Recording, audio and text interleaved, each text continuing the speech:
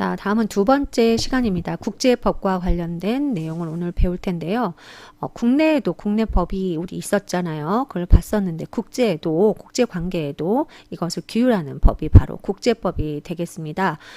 이러한 국제법은 근대 유럽 국가 간의 관계를 규율하던 법 질서가 그 기원이 되고 초기에는 국가 간의 관계 만 규율했던 국제법이 최근에는 국가는 물론 국제기구라든가 또 제한적이나마 개인으로까지 그 규율 대상이 확대되고 있다.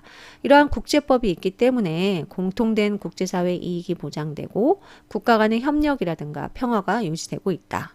또한 오늘날에는 여러 국가 간의 관계를 합리적으로 조정하기 위해서 이러한 규범이 더욱더 필수적이다. 다음은 국제법의 법원입니다. 여기서 말하는 법원은 입법행정사법부 중에 사법부 그 법원이 아니고요. 법의 근원이라는 뜻이에요. 그러니까 국제법의 근원은 무엇인가? 쉽게 이야기하면 국제법의 종류라고 생각하시면 됩니다. 크게 세 가지로 나눌 수 있어요. 국제법으로서 법의 종류로는 조약이라든가 국제관습법, 법의 일반 원칙, 그 외에 기타 이렇게 볼 수 있겠습니다. 그 각각 법원의 특징들을 알고 계시면 돼요. 일단 조약은 국가 간에 또는 국제기구와 국제기구 간 또는 국가 간에 체결된 합의, 약속을 조약이라고 합니다. 조약이 꼭 국가만 해당되는 건 아니라는 거예요. 국제기구도 조약을 맺을 수 있다는 얘기입니다. 이것은 반드시 문서 형식으로 작성돼야 하는 것이기 때문에 성문법이다.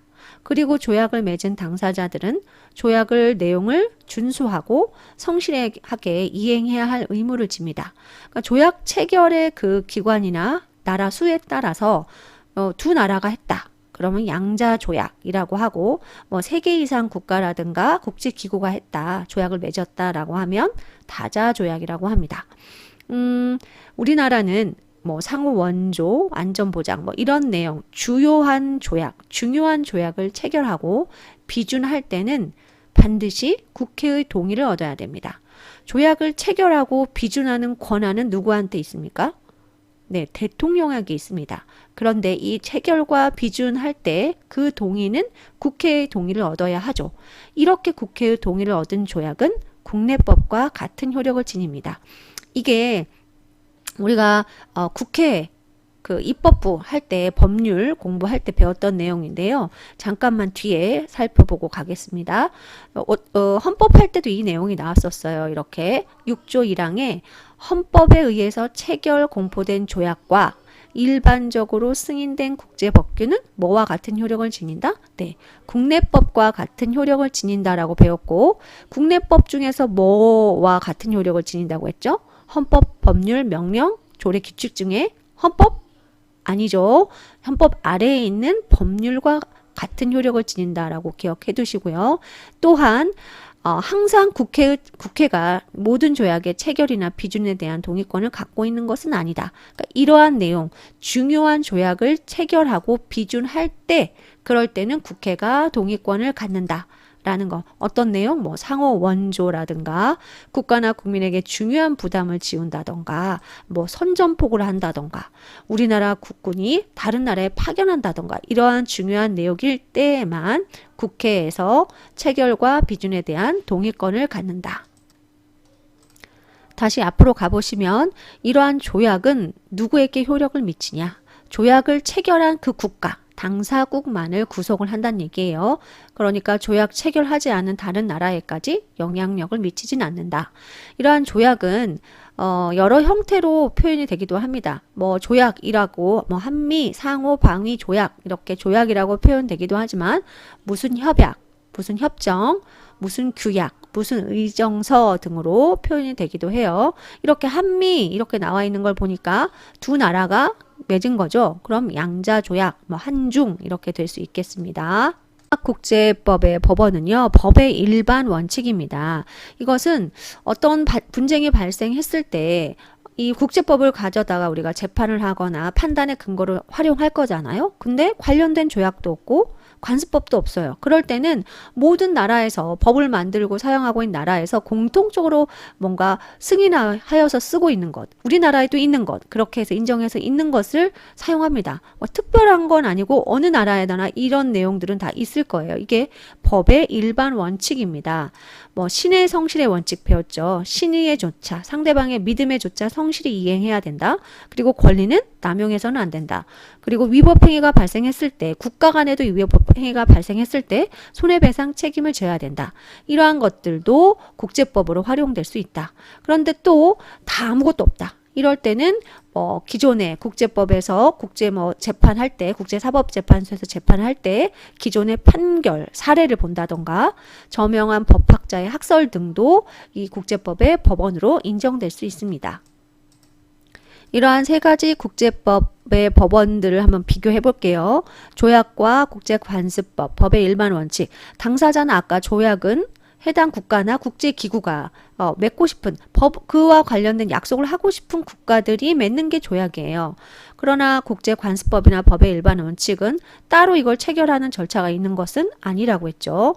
그렇기 때문에 조약은 당사자들끼리 맺고 있고 그래서 문서화된 형식이 따른다. 성문법이고 이 두 가지는 따로 절차나 문서가 없어서 불문법이다. 그리고 조약은 체결 당사국이나 체결 기관에만 효력을 미치지만 국제관습법이나 일반 원칙은 전 국가에게 포괄적으로 적용된다라고 구분해 두십니다. 국내법과 국제법의 차이를 보도록 하겠습니다. 국내법은 어디서 제정하죠? 국회 입법부인 국회에서 제정을 하죠. 국제법은 당사자국 간의 합의에 의해서 국제법이 만들어집니다. 자, 국내법은 행정부에 의해서 집행이 되죠. 자, 국제법은 이러한 집행을 할 수 있는 중앙정부가 없습니다. 따라서 구속력이 약할 수밖에 없겠고요. 혹시 이러한 법이 잘 지켜지지 않을 경우에는 재판을 통해서 강제를 한다거나 아니면 벌을 내린다거나 이렇게 가능한 국내법에서는 사법부가 존재하죠.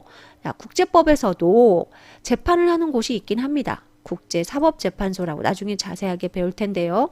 국제사법재판소가 있긴 하지만 강제할 수 있는 권한이 없다는 얘기예요. 재판을 하려고 하면 반드시 당사국 간의 합의가 있어야 되거든요. 합의 없으면 재판이 진행이 안 됩니다. 따라서 어떠한 강제적인 관할권이 없다. 이러한 국내법은 우리나라 안에서만 영향을 미치겠죠. 한 나라의 주권이 미치는 범위 안에서만 효력을 발휘한다. 하지만 국제법은 다수의 국가 사이나 또는 국제기구 사이나 국제상호 간의 것까지도 영향을 미치게 됩니다. 우리나라에서 국내법과 국제법의 관계를 볼까요? 자, 헌법이 높을까요? 국제법이 높을까요? 아까 이야기했었죠. 헌법에 의해서 체결 공포된 조약과 일반적으로 승인된 국제법규는 뭐와 같은 효력을 지닌다? 국내법과 같은 효력을 지닌다. 여기 나왔었죠. 국내법과 같은 효력을 지닌다. 단 이러한 조약을 체결하고 또 비준할 때는 누구의 동의가 필요하다. 국회의 동의가 필요하다. 어떨 때? 이러한 중요한 내용의 조약을 맺을 때는 조약의 체결과 비준은 대통령이 갖고 있고 그 다음에 동의는 국회가 갖고 있다.